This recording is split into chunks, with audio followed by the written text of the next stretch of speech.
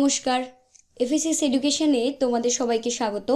ভিডিওর টাইটেল আর থাম্বনেইল দেখে নিশ্চয়ই তোমরা বুঝে গেছো আজকে আমাদের পড়ার বিষয়বস্তু হচ্ছে দ্য প্রেসিডেন্ট অফ ইন্ডিয়া, অর্থাৎ ভারতীয় সংবিধানে ভারতের রাষ্ট্রপতি নিয়ে যে 52 থেকে 62 অবধি যে আর্টিকেলস রয়েছে এবং রাষ্ট্রপতি সম্পর্কে সম্পূর্ণ গুরুত্বপূর্ণ তথ্য, অর্থাৎ রাষ্ট্রপতি কে, কোথা থেকে এসছে, কিভাবে আমরা রাষ্ট্রপতির কনসেপ্টটা পেলাম এবং রাষ্ট্রপতির কাছে কি কি ক্ষমতা থাকে, কোন কোন ক্রাইটেরিয়া মেনটেন করলে তবে একজন লোক রাষ্ট্রপতি হতে পারে, ঠিক আছে, সমস্ত কিছু রাষ্ট্রপতির কার্যকাল সব আজকের ভিডিওতে আমরা দেখব। ভিডিওটা খুব ভালো, খুব গুরুত্বপূর্ণ একটা ভিডিও হতে চলেছে, তাই কেউ ভিডিওটা মিস করো না, সবাই শেষ অবধি দেখো, নিশ্চয়ই এটা তোমাদের অবশ্যই উপকারে লাগবে। তাহলে চলো ভিডিওটা শুরু করি। প্রথমে কি রয়েছে? প্রথমে রয়েছে হচ্ছে ভারত। ভারত আমরা জানি একটা সময় কার অধীনে ছিল? ব্রিটেনের অধীনে ছিল, সেটা আর বলার অপেক্ষা রাখে না। এবার ভারতের যে শাসন ব্যবস্থা সেটা কাদেরকে ধরে চলতো? সেটা ব্রিটেনকে ধরে চলতো। ব্রিটেনের যে পার্লামেন্ট, প্রথমে আমাদের তার স্ট্রাকচারটা দেখতে হবে। ব্রিটেনের পার্লামেন্টের স্ট্রাকচারটা কীরকম? ব্রিটেনের পার্লামেন্টের দুটো হাউস থাকে, একটা হচ্ছে আপার হাউস, একটা হচ্ছে লোয়ার হাউস। আপার হাউসের নাম হচ্ছে হাউস অফ লর্ডস, লোয়ার হাউসের নাম হচ্ছে হাউস অফ কমন্স। এবার এই দুই হাউসের কোনো একটা বিল যদি ব্রিটেনে পাশ করতে হয়, তাহলে এই দুই হাউসে পাশ করার পর সেটা যায় কার কাছে? সেটা যায় হচ্ছে মোনার্ক বা রাজার কাছে। আলটিমেটলি তাকে একজন মাথা বা একজন হেড হিসাবে ব্রিটেনের পার্লামেন্টে বসানো হয়েছে। ঠিক এই কনসেপ্টটা এই যে একজনকে মাথায় বসানো হয়েছে, সেটা হচ্ছে রাষ্ট্রের সর্বোচ্চ প্রধান, অর্থাৎ নমিনাল হেড, মানে নামমাত্র প্রধান। এই নমিনাল হেড বা নামমাত্র প্রধান ব্যাপারটা কি সেটা আমরা পরে বুঝবো। মোটামুটিভাবে ব্রিটেনের পার্লামেন্টের দুটো হাউস রয়েছে এবং হাউসের মাথায় যে রাষ্ট্রের সর্বোচ্চ প্রধান তিনি বসে আছেন, সেটা হচ্ছে মনার্ক বা রাজা, তিনি বসে রয়েছেন ব্রিটেনের মাথায়। ঠিক এই নমিনাল হেড বা রাষ্ট্রের সর্বোচ্চ প্রধান একজনকে করতে হবে, এই ব্যাপারটাই ভারত ব্রিটেনের কাছ থেকে নিয়েছে। আমরা তো জানি যে আমাদের ভারতের সংবিধানের বিভিন্ন জিনিস আমরা বিভিন্ন দেশ থেকে নিয়েছি এবং ইস্ট ইন্ডিয়া কোম্পানি বা ব্রিটিশদের করা বিভিন্ন অ্যাক্ট থেকেও আমরা নিয়েছি, বড় করেছি। তো এই যে কনসেপ্টটা, এটা আমরা নিয়েছি কিন্তু ব্রিটেন থেকে। আমি বলছি না প্রেসিডেন্ট পদটা নিয়েছি, কিন্তু এই যে নমিনাল হেড, একটা রাষ্ট্রের একটা নমিনাল হেড যে থাকতে হবে, একটা নামমাত্র প্রধান যে থাকতে হবে, সেই ব্যাপারটা কিন্তু আমরা নিয়েছি ব্রিটেনের পার্লামেন্ট থেকে। ঠিক আছে, তাহলে এই গেল হচ্ছে ব্রিটেনের পার্লামেন্টের স্ট্রাকচার। সেখান থেকে এলো হচ্ছে ভারতের পার্লামেন্টের স্ট্রাকচার। সেখানে কে থাকলো? ভারতের সর্বোচ্চ হচ্ছে পার্লামেন্ট অফ ইন্ডিয়া, এবং পার্লামেন্ট অফ ইন্ডিয়ার আমরা জানি দুটো হাউস আছে, একটা আপার হাউস, একটা লোয়ার হাউস। আপার হাউসকে আমরা বলতে পারি কাউন্সিল অফ স্টেটস বা রাজ্যসভা, আর লোয়ার হাউসকে আমরা বলে থাকি হাউস অফ পিপল বা লোকসভা। এবং আমাদের দেশেও এই দুই হাউসের ওপরে যিনি রাষ্ট্রের সর্বোচ্চ প্রধান থাকে বা যিনি নমিনাল হেড থাকে, নামমাত্র প্রধান থাকে, তাকে আমরা বলি প্রেসিডেন্ট। আবার এই প্রেসিডেন্টই হচ্ছে দেশের প্রথম নাগরিক। দেশের বা রাষ্ট্রের প্রথম নাগরিক হচ্ছে এই প্রেসিডেন্ট। এবার এই মনার্ক আর প্রেসিডেন্টের মধ্যে একটা খুব সাধারণ তফাৎ রয়েছে। কি তফাৎ রয়েছে? এই মনার্ক বা রাজা এরা কিন্তু বংশ পরম্পরায় হয়ে যায়। প্রথমে ব্রিটেনের রাজা, তারপরে রানী, তারপর তার ছেলে, তারপর তার মেয়ে, যেন তাদের একটা রাজবংশগত পরপর এই মনার্ক বা রাজা সিস্টেমের মধ্যে থাকে। এখানে কোনো ভোটাভুটির মাধ্যমে কিন্তু এই যে পদটা, এই নমিনাল হেডটা, এটাকে কিন্তু স্থির করা হয় না, এটা বংশ পরম্পরায় চলে আসে, অর্থাৎ এটা রাজতন্ত্র। দেশটা গণতান্ত্রিক। এই যে এখান থেকে যে ওখানকার যে পিএম বা যেগুলো আমরা চুজ করছি, কাউন্সিল অফ মিনিস্টার্স, মন্ত্রিসভা যেগুলো চুজ করছি, হাউস অফ কমন্সে ভোট হয়, যেমন আমাদের এখানে যেমন লোকসভার ভোট হয়, সেখানে আমরা পিএমকে পছন্দ করি, অর্থাৎ প্রাইম মিনিস্টার, প্রধানমন্ত্রীকে পছন্দ করি, বা কাউন্সিল অফ মিনিস্টার্স, মন্ত্রী পরিষদকে আমরা পছন্দ করে নমিনেট করে আমরা নির্বাচিত করি, ঠিক আছে, ইলেক্টেড করি, ঠিক আছে, এখানেও সেরকম।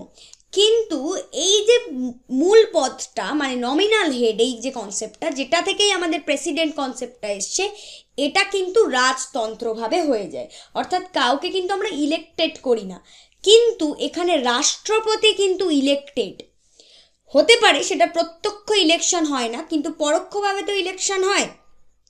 একটা ইলেকটোরাল কলেজের মাধ্যমে, নির্বাচনী সভার মাধ্যমে আমরা তো রাষ্ট্রপতিকে নির্বাচন করি। কিভাবে করব সেটা আমরা পরবর্তী ক্লাসে পড়ছি, মানে এর পরের স্লাইডগুলোতে পড়ব।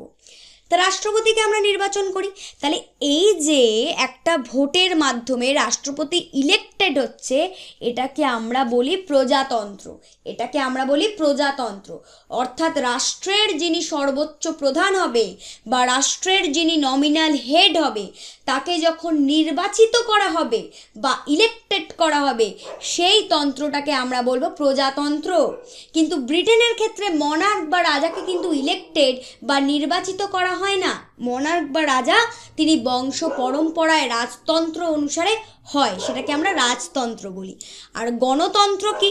গণতন্ত্র হচ্ছে প্রাইম মিনিস্টার, প্রধানমন্ত্রী এবং মন্ত্রী পরিষদ, এটা যে ভোটের মাধ্যমে সিদ্ধান্ত হয়, সেটাকে আমরা বলি গণতন্ত্র। ঠিক আছে, তাহলে ভারত প্রজাতন্ত্র গণতন্ত্র দুটোই মেনটেন করে, ব্রিটেন গণতন্ত্র মেনটেন করে, কিন্তু প্রজাতন্ত্র নেই, রাজতন্ত্র, কিন্তু প্রজাতন্ত্র নেই, রাজতন্ত্র।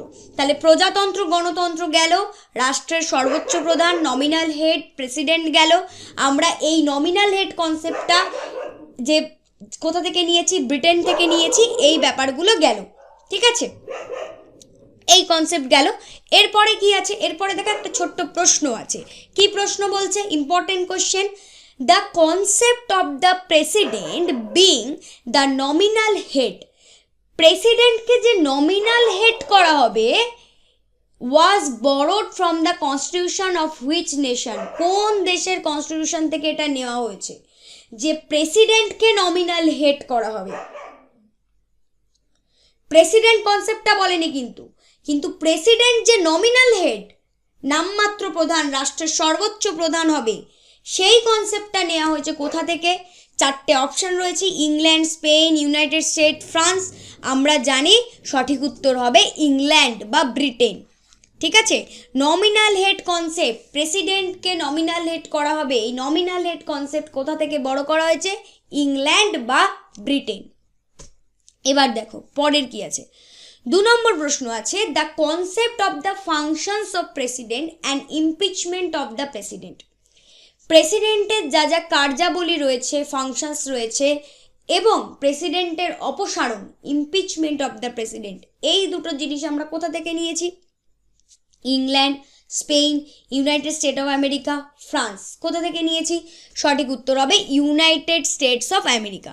তাহলে প্রেসিডেন্টের ফাংশন এবং ইমপিচমেন্ট অফ দ্য প্রেসিডেন্ট, অর্থাৎ প্রেসিডেন্টের অপসারণ, এই কনসেপ্টগুলো আমরা নিয়েছি কিন্তু আমেরিকা থেকে। অনেক জায়গায় তোমরা দেখতে পাবে যে শুধুমাত্র বলা হয় প্রেসিডেন্ট কনসেপ্ট নেওয়া হচ্ছে ইউএসএ থেকে। না, প্রেসিডেন্টের বিভিন্ন ভাগ রয়েছে। যদি আমাকে বলে প্রেসিডেন্ট নমিনাল হেড হিসাবে যে কাজ করছে, এই কনসেপ্ট কোথা থেকে নিয়েছি? ব্রিটেন বা ইংল্যান্ড থেকে। আবার ফাংশনস অফ প্রেসিডেন্ট বা ইমপিচমেন্ট অফ দ্য প্রেসিডেন্ট কোথা থেকে নিয়েছি? সেটা হবে ইউনাইটেড স্টেটস অফ আমেরিকা থেকে।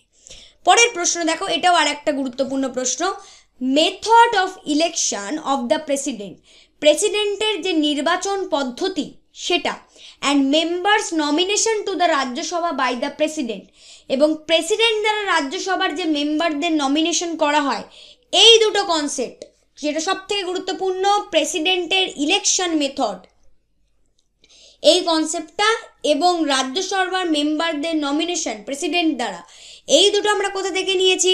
চারটে অপশন রয়েছে, সঠিক উত্তর হবে আয়ারল্যান্ড, সঠিক উত্তর হবে আয়ারল্যান্ড। ঠিক আছে, তাহলে প্রেসিডেন্টের ইলেকশনের মেথড নিয়েছি আমরা আয়ারল্যান্ড থেকে, প্রেসিডেন্টকে নমিনাল হেড করা হবে সেটা আমরা নিয়েছি ব্রিটেন বা ইংল্যান্ড থেকে, আবার প্রেসিডেন্টের ফাংশনস বা ইমপিচমেন্ট অফ প্রেসিডেন্ট সেটা নিয়েছি আমরা ইউএসএ থেকে। ঠিক আছে, তাহলে কোনো একটা দেশ থেকে কিন্তু প্রেসিডেন্ট নেওয়া হয়নি, প্রেসিডেন্টের কনসেপ্ট বিভিন্ন জায়গা থেকে নেওয়া হয়েছে, সেটা তোমাদের মনে রাখতে হবে। দেখো এরপরে কিছু ওয়ান লাইনার পড়ে নিই। 1950 সালের 26শে জানুয়ারি ভারত একটা প্রজাতন্ত্রে পরিণত হয়, এটা আমরা জানি প্রত্যেকে। ভারতীয় গণপরিষদ দ্বারা ভারতের সংবিধান 1949 সালের 26শে নভেম্বর সংরক্ষিত হয়েছিল, স্বাক্ষরিত হয়েছিল। এই সংবিধান আমরা কার্যকর করেছিলাম 50 সালের 26শে জানুয়ারি, যার একটা ইতিহাস রয়েছে। আমাদের এই চ্যাপ্টারে এইটুকুই আমরা প্রয়োজন, আমরা পড়ব। ভারতের রাষ্ট্রপতি হলেন রাষ্ট্রের সর্বোচ্চ প্রধান, যেটা আমরা প্রথম স্লাইডে পড়লাম। ভারতের সংবিধান বা ইন্ডিয়ান কনস্টিটিউশন তাকে অর্থাৎ রাষ্ট্রপতিকে ভারতের প্রথম ভারতীয় নাগরিক বা ফার্স্ট সিটিজেন অফ ইন্ডিয়া, ভারতের প্রথম ভারতীয় নাগরিক বা ফার্স্ট সিটিজেন অফ ইন্ডিয়া হিসাবে উল্লেখ করেছে। রাষ্ট্রপতি জাতির ঐক্য, সংহতি এবং অখণ্ডতার প্রতীক। পরের পয়েন্ট কি বলছে, স্বাধীন ভারতের প্রথম রাষ্ট্রপতিকে ডক্টর রাজেন্দ্র প্রসাদ, বর্তমান রাষ্ট্রপতি দ্রৌপদী মুর্মু। এদের মাঝখানে অনেক রাষ্ট্রপতি এসছে, তাদের যে সময়কাল বা টেনিওর রয়েছে, তাদের যে সাল দিয়ে যেগুলো রয়েছে সেগুলো আমরা আজকের ক্লাসে করব না, সেগুলো অন্য ক্লাসে। সেটার থেকেও ইম্পর্টেন্ট যেগুলো আজকে রয়েছে সেগুলো করিয়ে দেব। আর টেনিওর বা যে সময়কাল রয়েছে রাষ্ট্রপতিদের, অ্যাক্টিং প্রেসিডেন্ট এগুলো আমরা অন্য একটা ভিডিওতে অবশ্যই শিখব। রাষ্ট্রপতি ভারতবর্ষের প্রশাসনিক প্রধান। কি কি যে বিষয়ে প্রধান এগুলো কিন্তু তোমাদের মনে রাখতে হবে। ভারতীয় সংবিধানের পার্ট 5 বা পঞ্চম অধ্যায়ে আর্টিকেল 52 to 62, 52 থেকে 62 পর্যন্ত রাষ্ট্রপতি বা প্রেসিডেন্ট সম্পর্কে বলা হয়েছে। তাহলে পঞ্চম অধ্যায়ে আর্টিকেল 52 থেকে 62 অবধি রাষ্ট্রপতি সম্পর্কে বলা হয়েছে। এছাড়াও আরও কিছু আর্টিকেল রয়েছে যেখানে রাষ্ট্রপতির উল্লেখ আছে, রাষ্ট্রপতির যে কার্যকলাপ সেগুলোর উল্লেখ রয়েছে, সেগুলো আমরা পরে পড়ে নিচ্ছি। রাষ্ট্রপতি ভারতবর্ষের জাতির প্রধান নামমাত্র, নেশনের হেড কিন্তু আর নমিনাল হেড। নেশনের হেড বা জাতির হেড কিন্তু নমিনাল হেড। এই নমিনাল হেডের রিয়েল হেড ব্যাপারটা কীরকম এবার একটু জেনে নিই। Nominal head of the nation এই কথাটার মানে হচ্ছে দেশের সাংবিধানিক প্রধান, কিন্তু দেশ শাসন করার ক্ষমতা কিন্তু রাষ্ট্রপতির নেই। নমিনাল হেড কথার মানে হচ্ছে দেশের সাংবিধানিক প্রধান, রাষ্ট্রের প্রধান, কিন্তু দেশ শাসন করার, এক্সিকিউট করার তার ক্ষমতা কিন্তু ওনার হাতে নেই। যেরকম ভারতের রাষ্ট্রপতি একজন নমিনাল হেড। আর প্রকৃত প্রধান যাকে আমরা বলতে পারি রিয়েল এক্সিকিউটিভ হেড, তিনি একজন ব্যক্তির অবস্থান এমন যিনি সরকারের প্রধান এবং দেশ শাসন করার ক্ষমতা রাখেন। তাহলে গভর্নমেন্টের প্রধান, সরকারের প্রধানকে, সরকারের প্রধান হচ্ছে প্রধানমন্ত্রী, যিনি সরকারের রিয়েল এক্সিকিউটিভ হেড বা প্রকৃত প্রধান। আর রাষ্ট্রপতি কি, রাষ্ট্রপতি হচ্ছে নমিনাল হেড। তাহলে রিয়েল এক্সিকিউটিভ হেডকে প্রধানমন্ত্রী বা পিএম, যিনি দেশ শাসন করার ক্ষমতা রাখেন, কিন্তু রাষ্ট্রপতি তিনি দেশ শাসন করার ক্ষমতা রাখেন না, তিনি সাংবিধানিক প্রধান, nominal head of the nation. ঠিক আছে, পরেরটা কি আছে, রাষ্ট্রপতি সংবিধানের অধীনে সর্বোচ্চ কর্তৃপক্ষ। রাষ্ট্রপতি জাতির সাংবিধানিক প্রধান। রাষ্ট্রপতি একমাত্র ব্যক্তি যিনি যুদ্ধ শান্তি ঘোষণা করতে পারেন। রাষ্ট্রপতি সেনাবাহিনী, নৌ বিমান বাহিনীর প্রধান কমান্ডার, এটা মনে রাখতে হবে। ঠিক আছে, কেন্দ্রীয় সরকারের সমস্ত কার্যনির্বাহী পদক্ষেপ রাষ্ট্রপতির নামে নেওয়া হয়, অর্থাৎ ভারত সরকার যে কার্যগুলো করবে সেগুলো সবটাই ভারত সরকার করবে, কিন্তু রাষ্ট্রপতির নাম নেওয়া হবে। এরপরে যেরকম আমাদের কথা ছিল ধারা 52 থেকে ধারা 62, আর্টিকেল 52 to 62, দেখে নি কি কি আছে। প্রথমে হচ্ছে আর্টিকেল 52। আর্টিকেল 52-তে বলা হয়েছে ভারতের রাষ্ট্রপতি, দ্য প্রেসিডেন্ট অফ ইন্ডিয়া। এই অনুচ্ছেদে বলা হয়েছে যে ভারতের একজন রাষ্ট্রপতি থাকবেন, যিনি রাষ্ট্রের প্রধান হবেন, ক্ষমতা প্রয়োগ করবেন এবং সংবিধান দ্বারা যে সমস্ত দায়িত্ব সেগুলো তিনি পালন করবেন। Article 53, executive power of the union. রাষ্ট্রপতির কার্যনির্বাহী ক্ষমতা, অর্থাৎ রাষ্ট্রপতির কার্যনির্বাহী ক্ষমতা তার ওপর ন্যস্ত এবং তা সরাসরি তার অধীনস্থ অফিসারদের মাধ্যমে প্রয়োগ করা হয়। কিছু কিছু এক্সিকিউটিভ পাওয়ার তাকে দেওয়া হয় রাষ্ট্রপতিকে, দেশের ইউনিয়নের সমগ্র টোটাল ব্যাপারটা সেগুলোর বলা হয়েছে executive power of the union, article 53। Article 54-এ কি বলা হয়েছে? ইলেকশন অফ দ্য প্রেসিডেন্ট, রাষ্ট্রপতির নির্বাচন কিভাবে হবে। এই যে ইলেকশন মেথড যেটা আমরা দেখলাম, সেই ইলেকশন মেথড যেটা আয়ারল্যান্ড থেকে আমরা নিয়েছি, সেই রাষ্ট্রপতির নির্বাচনটা কিভাবে হবে সেটা আমরা আর্টিকেল 54-এ দেখতে পাই। কিরমভাবে হয়? ভারতের রাষ্ট্রপতির জন্য সরাসরি কিন্তু কোনো ইলেকশন বা নির্বাচন নেই। একটা ইলেকটোরাল কলেজ তাকে নির্বাচন করে। রাষ্ট্রপতির নির্বাচনের জন্য দায়ী ইলেকটোরাল কলেজ বা নির্বাচন দল। ইলেকটোরাল কলেজের বাংলা কথা নির্বাচন দল। নির্বাচিত দলের কোন কোন সদস্যরা থাকে দেখে নাও, যারা রাষ্ট্রপতিকে নির্বাচিত করে। যেরকমভাবে আমরা প্রধানমন্ত্রীকে নির্বাচন করি, নিজে গিয়ে ভোট দিই, রাষ্ট্রপতির তো সেরকম আমাদের সাধারণ জনগণের থেকে ভোট নেওয়া হয় না। রাষ্ট্রপতির জন্য একটা নির্বাচন দল তৈরি করা হয় যারা ভোট দেয়। এবার এই নির্বাচন দলে কারা কারা থাকে? নির্বাচন দলে থাকে হচ্ছে লোকসভা এবং রাজ্যসভা। রাজ্যগুলির বিধানসভা, মানে লেজিসলেটিভ কাউন্সিলের কোনো ভূমিকা নেই। রাজ্যগুলির বিধানসভা অর্থাৎ লেজিসলেটিভ অ্যাসেম্বলি, আর দিল্লি, পুদুচেরি কেন্দ্রশাসিত অঞ্চলগুলির বিধানসভা বা অ্যাসেম্বলি। তাহলে লোকসভা, রাজ্যসভা, রাজ্যগুলির বিধানসভা এবং দুটো ইউনিয়ন টেরিটরি দিল্লি এবং পুদুচেরি কেন্দ্রশাসিত অঞ্চলের বিধানসভা, এদের থেকে লোক এসে নির্বাচনটা করেন। কিরমভাবে করে দেখো, কারা কারা আছে এখানে আরও ইন ডিটেল পড়ে নি।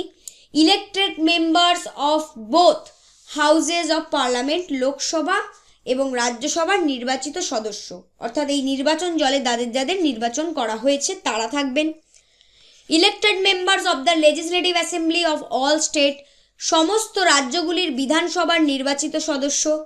Elected members of national capital territory of Delhi and union territory of Puducherry, Delhi এবং পুদুচেরির কেন্দ্রশাসিত অঞ্চলগুলির বিধানসভার নির্বাচিত সদস্য। এই 3-4টে জায়গা থেকে যাদেরকে নেওয়া হয়েছে তাদের দিয়ে একটা ইলেকটোরাল কলেজ বা নির্বাচন দল তৈরি করা হয়েছে, তারা এবার ভোট দেবে রাষ্ট্রপতিকে। ঠিক আছে।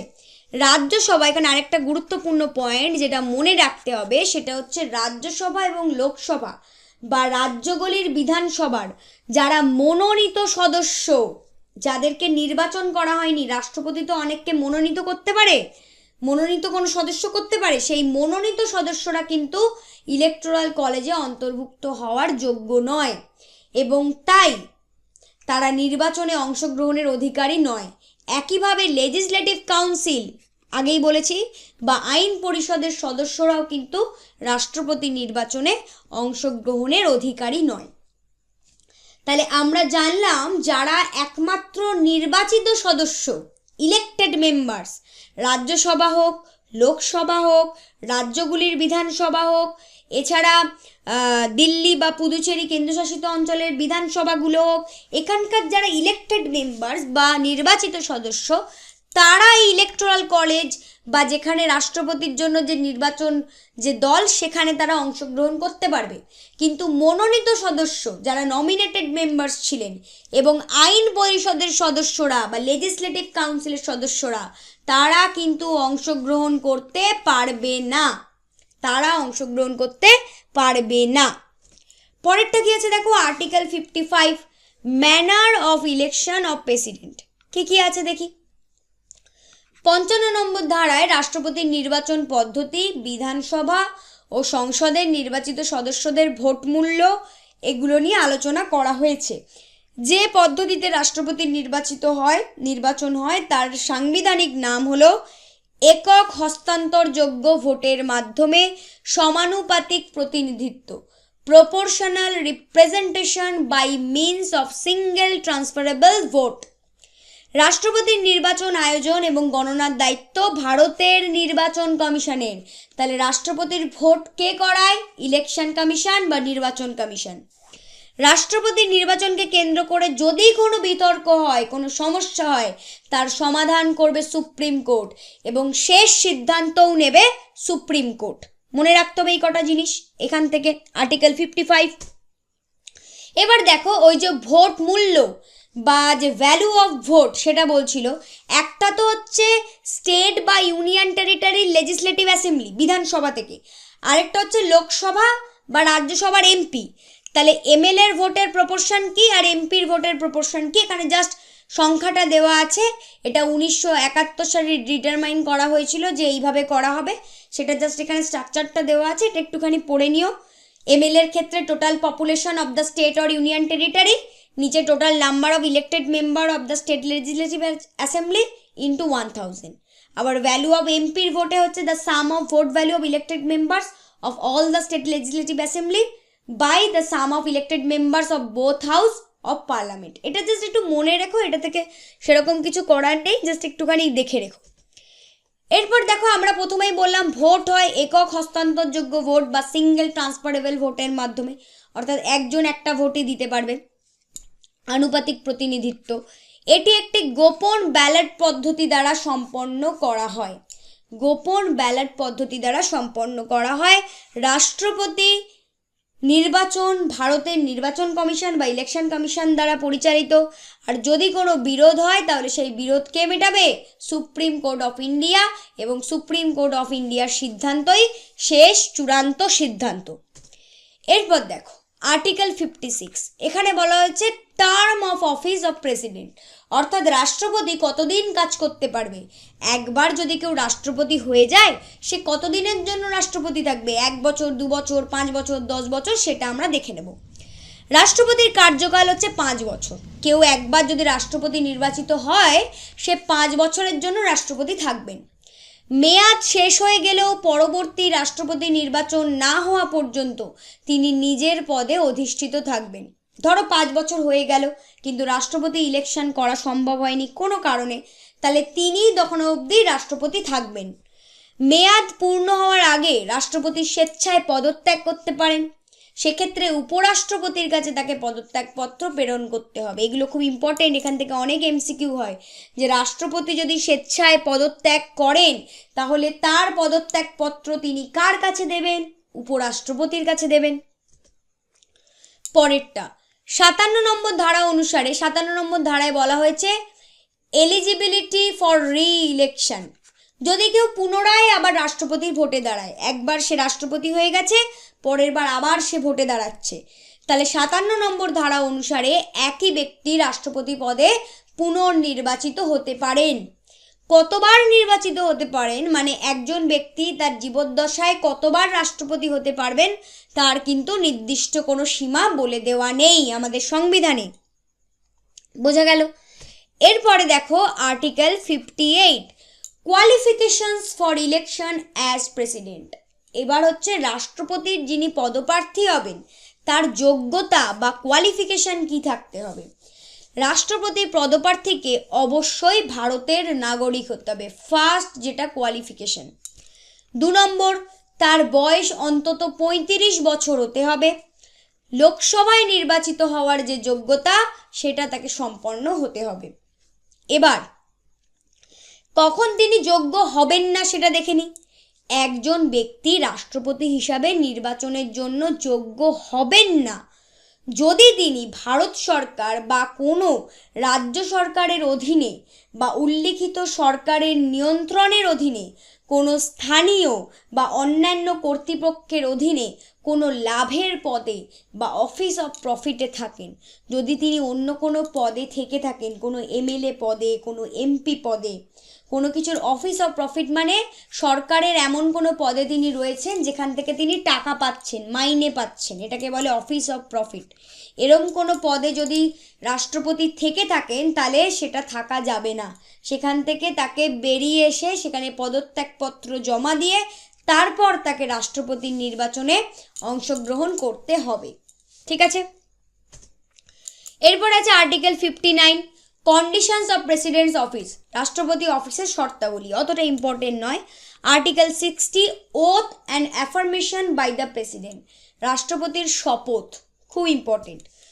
প্রত্যেক রাষ্ট্রপতি এবং রাষ্ট্রপতি হিসাবে দায়িত্ব পালনকারী, অর্থাৎ ধরো রাষ্ট্রপতি নেই, কেউ অ্যাক্টিং প্রেসিডেন্ট হয়েছে, তাকে আমরা বলি রাষ্ট্রপতি হিসাবে দায়িত্ব পালনকারী।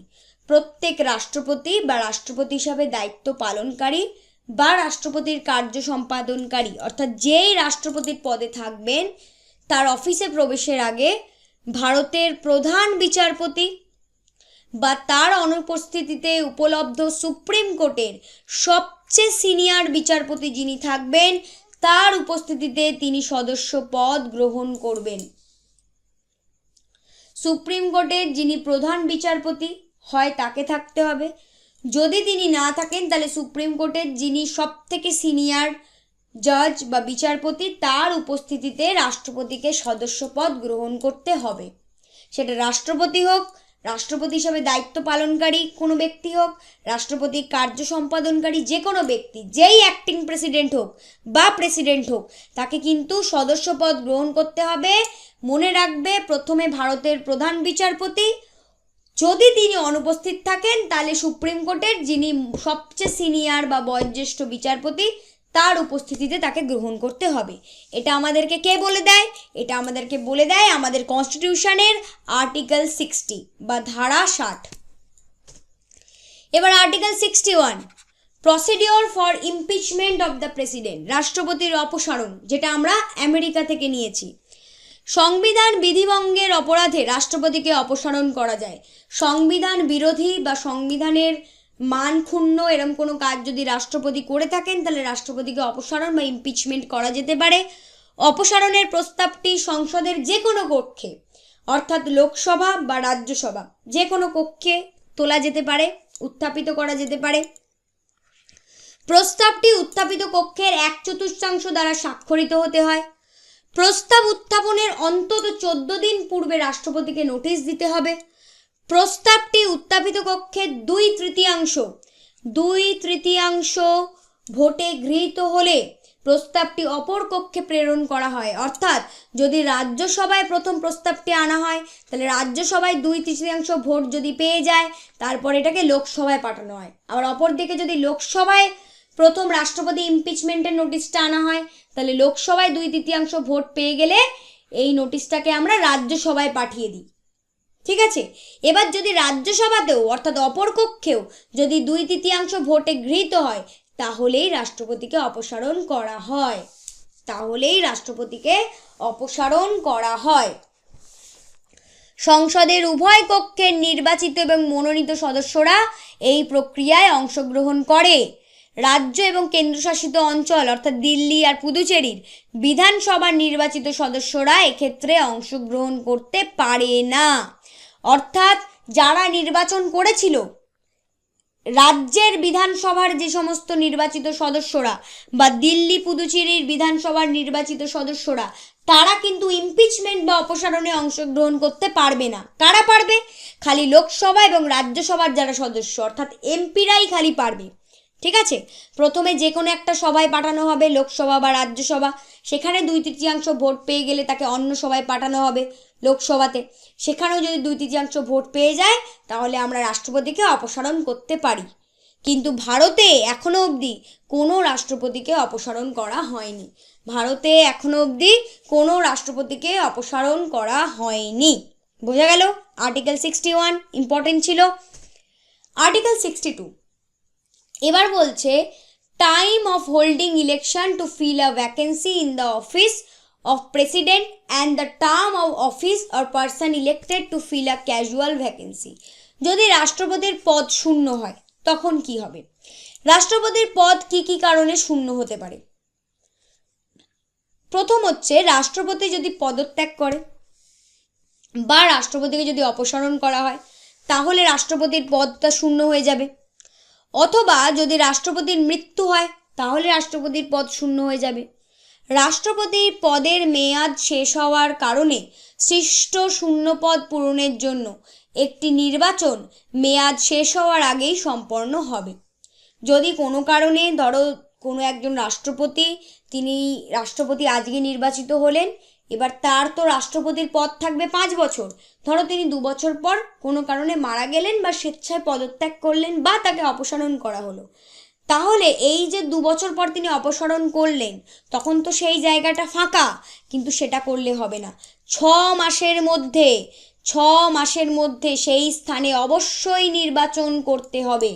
আর এই মাসের মধ্যে অর্থাৎ যেদিন রাষ্ট্রপতির মৃত্যু হলো বা রাষ্ট্রপতি অপসারণ হলো বা রাষ্ট্রপতি পদত্যাগ করলো, তাহলে রাষ্ট্রপতির স্থানটা তো ফাঁকা থাকছে, কিন্তু সেই রাষ্ট্রপতির স্থান ফাঁকা রাখা যাবে না। যে মুহূর্তে রাষ্ট্রপতি পদত্যাগ করবে সেই মুহূর্তে রাষ্ট্রপতির অবর্তমানে উপরাষ্ট্রপতি যদি না থাকে উপরাষ্ট্রপতির অবর্তমানে প্রধান বিচারপতিও যদি না থাকে তার অবর্তমানে সুপ্রিম কোর্টের বয়োজ্যেষ্ঠ বিচারপতি তিনি কিন্তু রাষ্ট্রপতি হিসেবে কাজ করবেন। অর্থাৎ ভারত দেশ রাষ্ট্র কখনো রাষ্ট্রপতিবিহীন থাকবে না। রাষ্ট্রপতির অবর্তমানে উপরাষ্ট্রপতির অবর্তমানে প্রধান বিচারপতির অবর্তমানে সুপ্রিম কোর্টের বয়োজ্যেষ্ঠ বা সিনিয়র জজ বা বিচারপতি তিনি রাষ্ট্রপতির কার্যটা পালন করবেন।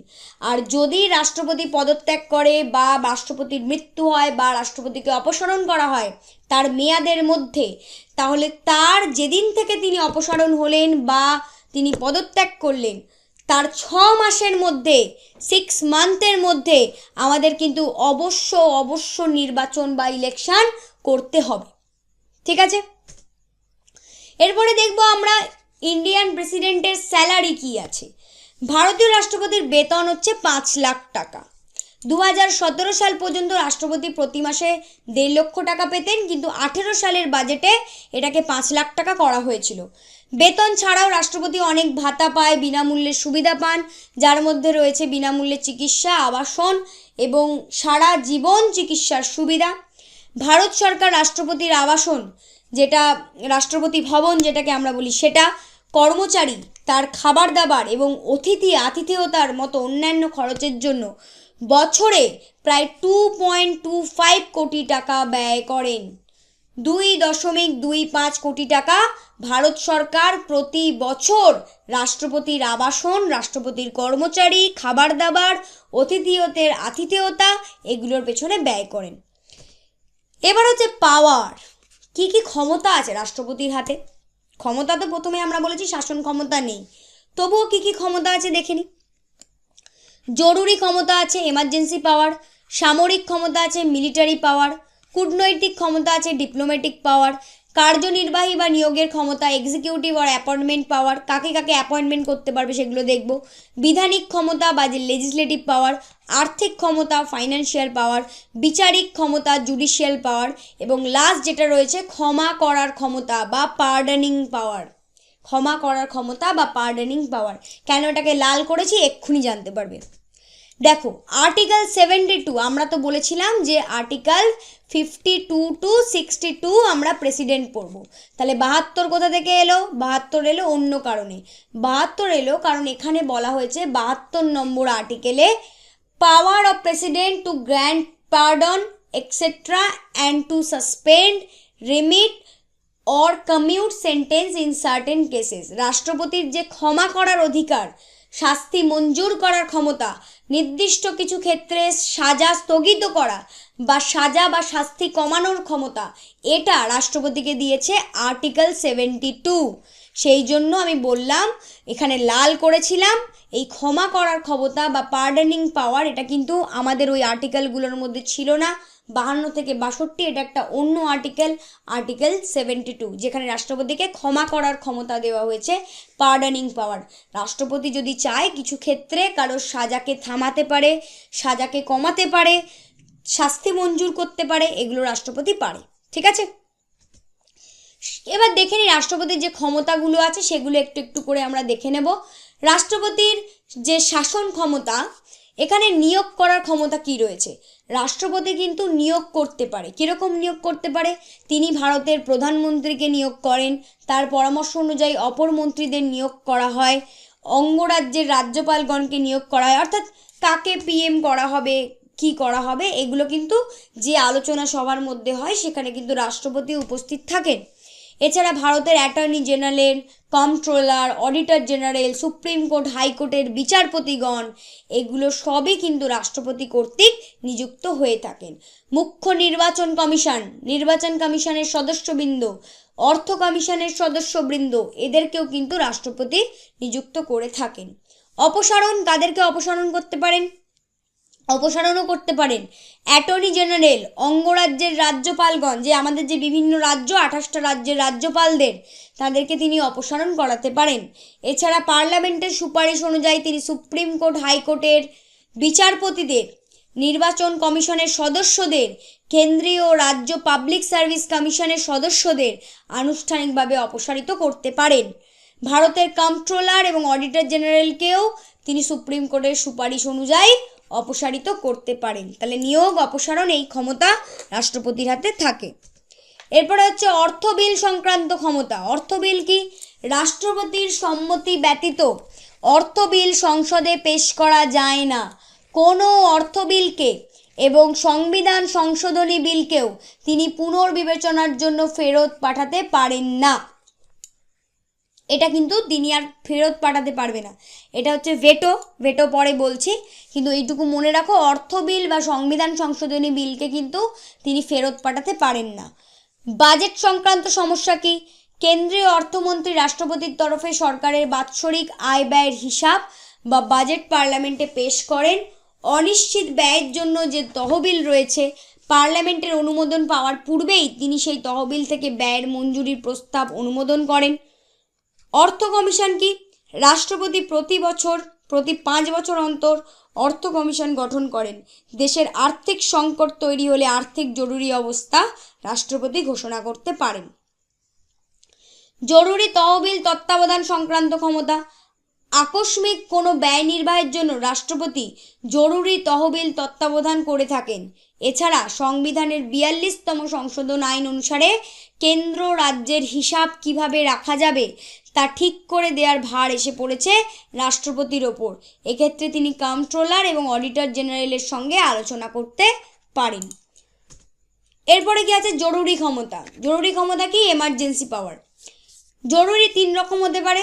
জাতীয় জরুরি অবস্থা, আর্টিকেল 352, অঙ্গরাজ্যের শাসনতান্ত্রিক জরুরি অবস্থা, আর্টিকেল 356 ও আর্টিকেল 365, আর আর্থিক জরুরি অবস্থা, আর্টিকেল 360। আর্টিকেল 352 থেকে 360 এইখানে যেগুলো আছে, সেখানে the Indian constitution deals with the provincial rules related to emergency, জরুরি অবস্থাকে ডিল করে। That enable the central government to meet any abnormal situation efficiently. ভারতের সংবিধানে 352 থেকে 360 অনুচ্ছেদে জরুরি অবস্থার সাথে সম্পর্কিত যে সমস্ত বিধান বা বিধিগুলি রয়েছে, সেগুলো কেন্দ্রীয় সরকারকে কার্যকরভাবে যে কোনো অস্বাভাবিক পরিস্থিতি মোকাবেলা করতে সক্ষম করে। এটা হচ্ছে রাষ্ট্রপতির জরুরি ক্ষমতা, যেটা 352-তে বলা আছে, 356-তে বলা আছে, 365-তে বলা আছে, 360-এ বলা আছে। ঠিক আছে? আচ্ছা, এটা তো আইন সংক্রান্ত ক্ষমতা বললাম আগে। আর ভেটো প্রদান। এবার আরেকটা জিনিস থাকে, যেটা হচ্ছে ভেটো, যেটা রাষ্ট্রপতির হাতে থাকে। ভেটো একটা ল্যাটিন শব্দ, যার অর্থ আমি নিষেধ করছি। সংসদে পাশ হওয়া কোনো বিলের ওপর রাষ্ট্রপতি ভেটো প্রয়োগ করতে পারেন। ভেটো 4 প্রকার, কিন্তু রাষ্ট্রপতি 3 রকমের ভেটো প্রদান করতে পারে। কি কি veto? Absolute veto, suspensive veto, qualified veto, pocket veto. এর মধ্যে রাষ্ট্রপতি খালি অ্যাবসলিউট ভেটো, সাসপেন্সিভ ভেটো আর পকেট ভেটো প্রয়োগ করতে পারে। কোয়ালিফাইড ভেটো রাষ্ট্রপতি কিছু করতে পারবে না। এক্ষেত্রে ফেরত পাঠানো বিলটি পূর্বের থেকে বেশি সংখ্যাগরিষ্ঠতায় পাশ হলে তাকে সম্মতি জানানো রাষ্ট্রপতি বাধ্য। ঠিক আছে? যদি কোনো বিলকে রাষ্ট্রপতি এর আগে ফেরত পাঠিয়ে দেয়, এই যে যখন রাষ্ট্রপতি একটা বিলকে সম্পূর্ণভাবে খারিজ করেন, সেটাকে আমরা বলি অ্যাবসলিউট ভেটো। সম্পূর্ণভাবে বিলটাকে খারিজ করে দিল, অ্যাবসলিউট ভেটো। কারণ আমরা কি জানি, কোনো বিল যদি পার্লামেন্টে আসে, সেটা লোকসভা রাজ্যসভায় যাওয়ার পর রাষ্ট্রপতির সাইন হলে তবে সে বিলটা অ্যাক্ট হবে। তা কোনো বিল যদি রাষ্ট্রপতির পছন্দ না হয়, রাষ্ট্রপতি সেটাকে সম্পূর্ণরূপে খারিজ করে দিতে পারেন। এরপরে হচ্ছে সাসপেন্সিভ ভেটো। এক্ষেত্রে রাষ্ট্রপতি ভেটো প্রয়োগ করে বিলটি পুনর্বিবেচনার জন্য সংসদে প্রেরণ করতে পারেন। কিন্তু এই সাসপেন্সিভ ভেটো পাঠানোর পর যদি সেটা আবার বেশি সংখ্যাগরিষ্ঠ ভোট পেয়ে যদি আবার সেটা ফেরত আসে রাষ্ট্রপতির হাতে, তখন কিন্তু তিনি আর ফেরত পাঠাতে পারবেন না। তখন তাকে সেখানে সম্মতি জানাতেই হবে, সই করতেই হবে। আরেকটা হয় পকেট ভেটো। এক্ষেত্রে রাষ্ট্রপতি বিলটিকে সম্মতি অসম্মতি কিছুই না জানিয়ে বিলটিকে অনির্দিষ্টকালের জন্য স্থগিত রেখে দিতে পারেন। পকেট মানে আমাদের ধরো পকেটে কোনো জিনিস রেখে দেওয়া, সেরকম রাষ্ট্রপতির পকেটে বিলটাকে রেখে দিল, সেখানে হ্যাঁও বললো না, সইও করলো না, আবার অসম্মতিও জানালো না, নাও বললো না, সেটাকে নিজের কাছে অনির্দিষ্টকালের জন্য স্থগিত রেখে দিল, এটাকে আমরা বলি পকেট ভেটো। তাহলে কোয়ালিফাইড ভেটো, রাষ্ট্রপতি কিছু করতে পারে না, কারণ এখানে রাষ্ট্রপতি বাধ্য সই করে দিতে। 3টে ভেটো রাষ্ট্রপতি পালন করতে পারে, absolute, suspensive, pocket. Absolute, suspensive, pocket. তাহলে এই ছিল আজকে আমাদের ভিডিও। যদি তোমাদের ভিডিওটা ভালো লাগে, যদি মনে হয় যে ভিডিও থেকে উপকার হয়েছে, তাহলে প্লিজ ভিডিওটা লাইক করো। আর যদি ক্লাস সম্পর্কে কোনো মন্তব্য থাকে তাহলে সেটা অবশ্যই আমাদের কমেন্ট বক্সে জানিও।